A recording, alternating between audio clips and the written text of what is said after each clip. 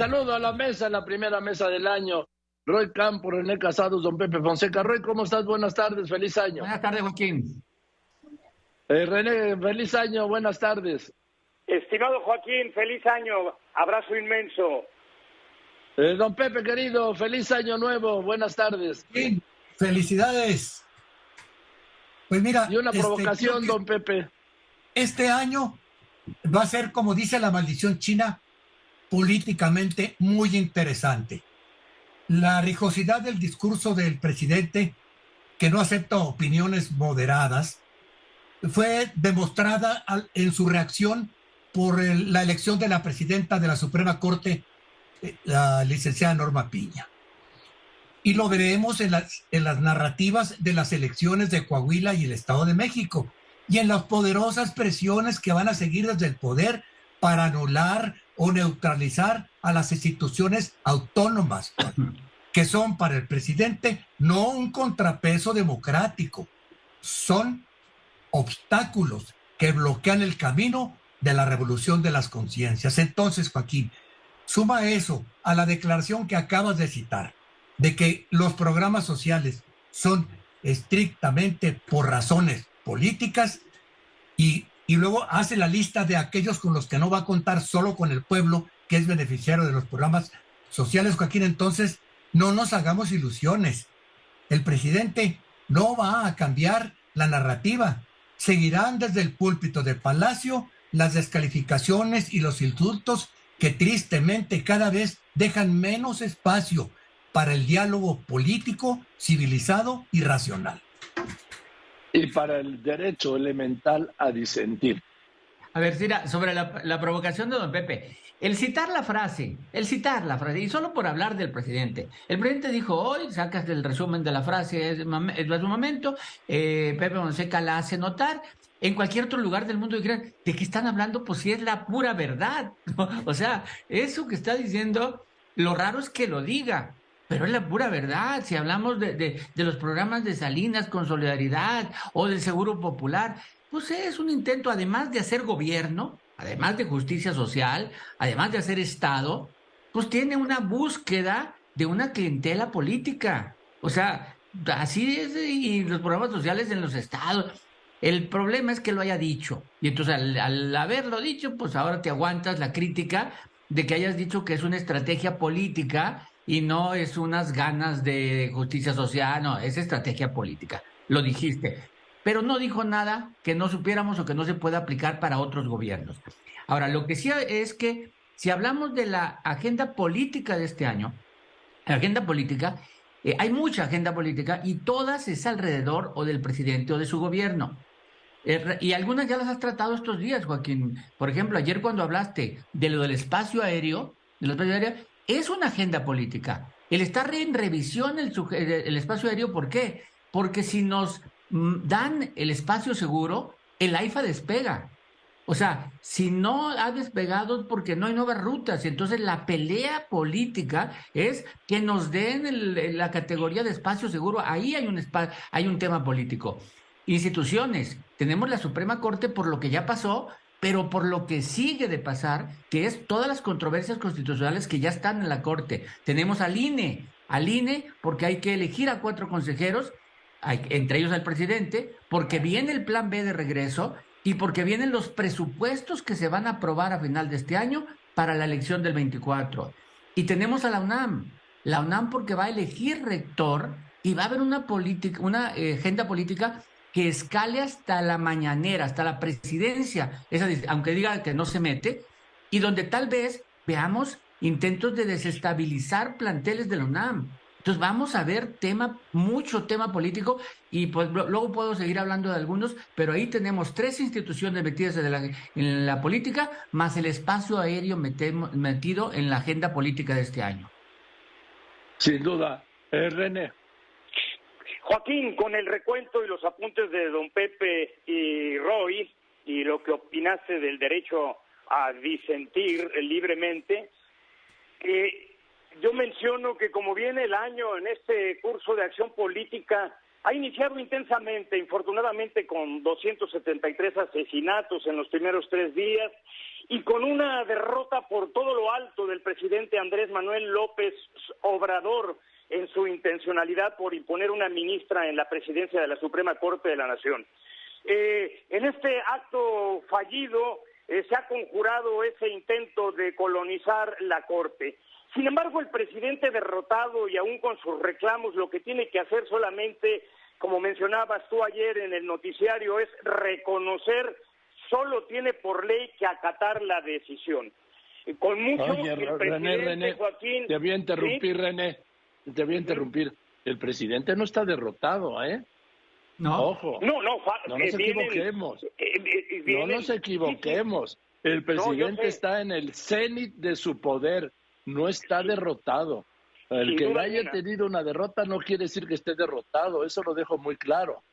Y estoy de acuerdo contigo, en todo caso pierde una batalla y además vienen nuevos nombramientos en la Corte también, ¿no? El punto también al que voy, Joaquín, es que con mucho el presidente fue el autor. Él mismo gestionó su propio acto fallido. El hecho es que no le funcionó su estrategia y hoy paga el precio.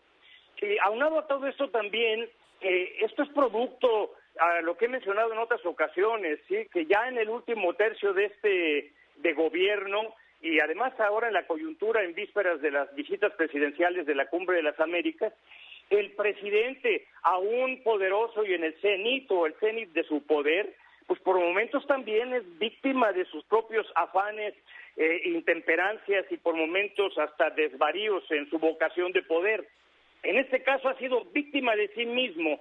La impotencia presidencial se manifestó al intervenir políticamente en la sucesión de la Corte sin éxito, perdiendo la fuerte apuesta por su candidata, Joaquín. Ley ex, dura ex, pero es la ley, dicen los clásicos. Don Pepe.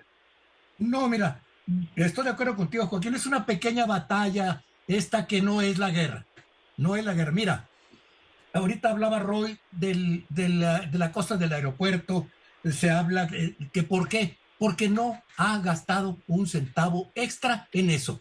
No se ha arreglado porque no han entrenado personal, no han metido dinero a hacer lo que se necesita hacer. Por eso no se arregla. ¿Y por qué? Porque nadie se atreve a decirle al presidente, oiga, es que esto es lo que hace falta. Y voy a dar algo. Esto ocurrió en los primeros meses del gobierno del presidente López Obrador, o sea, en los primeros meses de 2019.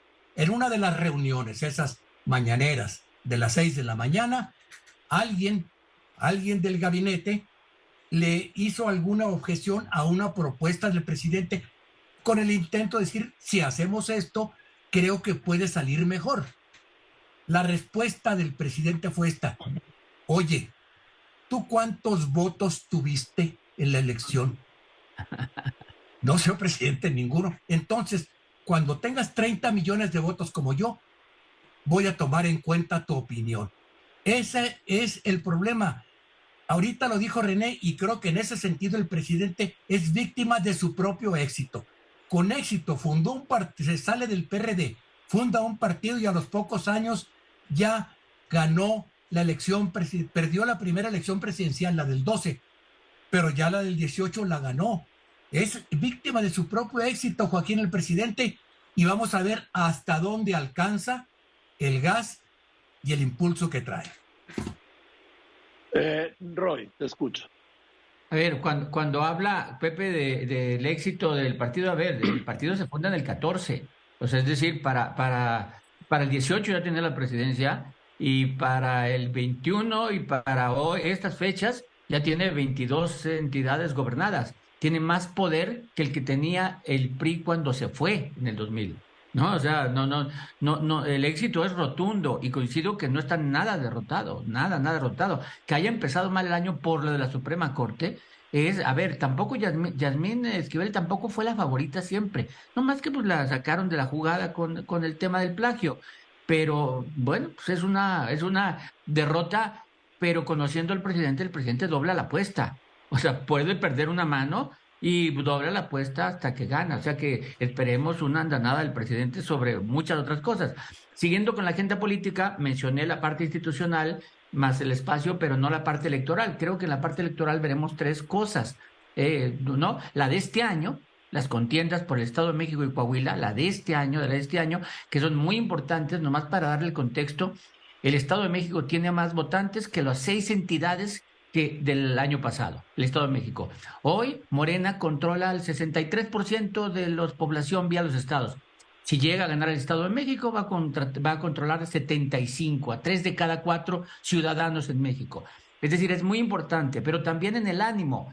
Ganar o perder el Estado de México se le puede derrotar o ni con alianza le ganan. Entonces, eso importa mucho, esa es una. La dos es la actividad de las corcholatas. Todo este año vamos a ver una campaña no llamada campaña, porque es campaña sin llamar campaña, de las corcholatas. Va a haber estiras aflojas, va a haber algunos debates en medios, pero no va a haber rompimientos. Y cuando estoy hablando de corcholatas, me estoy refiriendo a solo 3. Y por último, Estados Unidos también tiene elección, tiene sus primarias, y el discurso de los aspirantes en Estados Unidos está incluyendo a México. Entonces, ahí tenemos... Siempre lo he incluido, además, Roy. Siempre lo he incluido. Siempre, ¿no? Bueno, más con Trump, y ahora creo que todos lo están tomando como ese discurso. Y entonces vamos a ver la reacción en México, porque también tenemos un presidente que le gusta opinar. Entonces, como cada 12 años, la elección va a coincidir en Estados Unidos y en México en el 24. Esa es una ventaja, que hay mandatarios que inician juntos. Pero la desventaja es que si nos metemos de más y nos equivocamos de partido, podemos no iniciar bien. Entonces tenemos un presidente que le gusta opinar. Entonces la agenda de las primarias de Estados Unidos va a ser parte de nuestra agenda política. Recordemos los dos con 2 presidentes. Sí, cuando José López Portillo se equivocó con Carter y cuando Carlos Salinas se equivocó con Clinton, que estaba por la reelección de Bush papá. Sí, nada exactamente. Más. 96, 92. René, perdón. Sí. Sí, Joaquín, se inicia, ya está en los últimos escasos, si no me equivoco, serían lo que va de este año y 9 meses más, o 10 meses más, en el último tramo. Y en este año pues se prefigura, así como mencionaba don Pepe, una intensificación por parte de la intemperancia y del exceso retórico por parte del presidente, que no solamente es costumbre, sino que es parte de su propia estrategia de propaganda y de retórica discursiva. Ha iniciado ya este año en la complejidad de gobierno y de los asuntos públicos, pues con esa cuestión a la que mencionamos, con recriminación, con descalificaciones, como muestra de lo que seguramente será la constante de la intensificación, conociéndolo en forma frenética de sus formas, de sus modos y sus maneras en términos de la narrativa. Este es el otoño presidencial, sin duda alguna, y anuncia el invierno del mismo, cualesquiera sea su acumulación de poder. Y la política que yo menciono de abandono de las causas ciudadanas comunes, yo creo que continuará en su campaña permanente. Y este inicio de año está regido por la sucesión presidencial, en esa lucha, en esa contienda del enfrentamiento ya adelantadísimo de formalización de candidatura oficial en Morena y de los oposicionistas, de las coaliciones, las alianzas y los partidos. Y como bien dice Roy, en lo inmediato pues sigue la inercia del INE, no sé si mencionó, pero aunaríamos el nombramiento de los consejeros, las elecciones que hicieron referencia del Estado de México y Coahuila, y está la visita que por lo demás de Biden y el gobernante canadiense es de la mayor relevancia, Joaquín, en los asuntos que ya sabemos de la compleja relación, sobre todo de la más compleja relación que tenemos con los Estados Unidos. Bien, permíteme, voy a ver, don Pepe, adelante, por favor. Mira, Joaquín, en la reunión con Biden, yo lo que creo es que el presidente llega con ventaja. llega con margen de maniobra porque el presidente Biden no se puede dar el lujo de pelearse con México. No se puede dar el lujo de pelearse con México porque México va a ser parte de la, como dice Roy, parte del discurso de las primarias que empiezan a correr el juego de las primarias desde mediados de este año, ¿eh? Empiezan a correr el juego de las primarias. Y por el otro lado de la sucesión, mira, Joaquín, la sucesión, el presidente lo está manejando. Ahorita que está, como decías tú, en el clímax de su poder, lo está manejando de tal forma que les está dejando cada vez a quien quiera que gane la candidatura de las tres corcholatas. La corcholata ganadora le está dejando un estrechísimo margen de maniobra, porque inclusive si recuerdan la conferencia de la mañanera de ayer, está empezando a redactarles agendas de pendientes a realizar cuando estén en el gobierno la sucesora o el sucesor.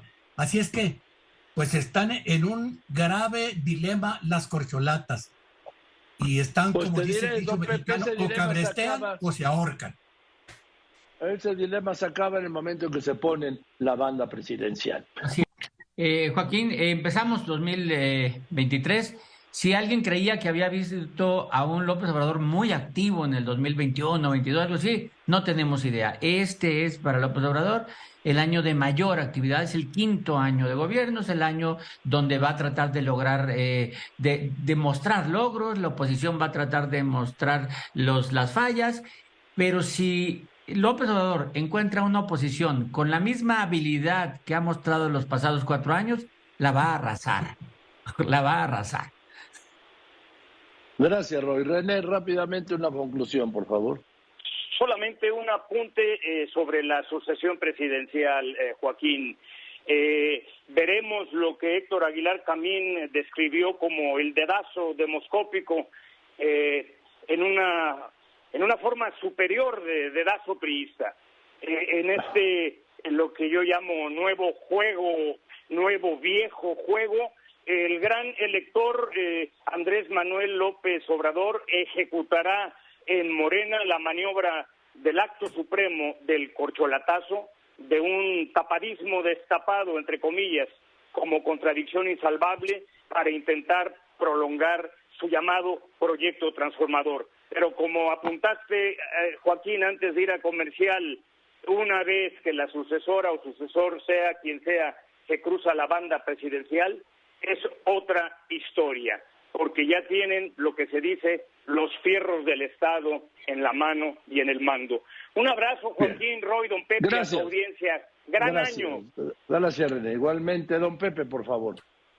Pues Joaquín, creo que tienen razón en eso, tienen razón en que cuando se pone la banda, pero nada más que el que se ponga la banda no puede olvidarse que allí hay una espada de Damocles que va a estar flotando sobre él o ella si no se apegan y no respetan el legado de la 4T.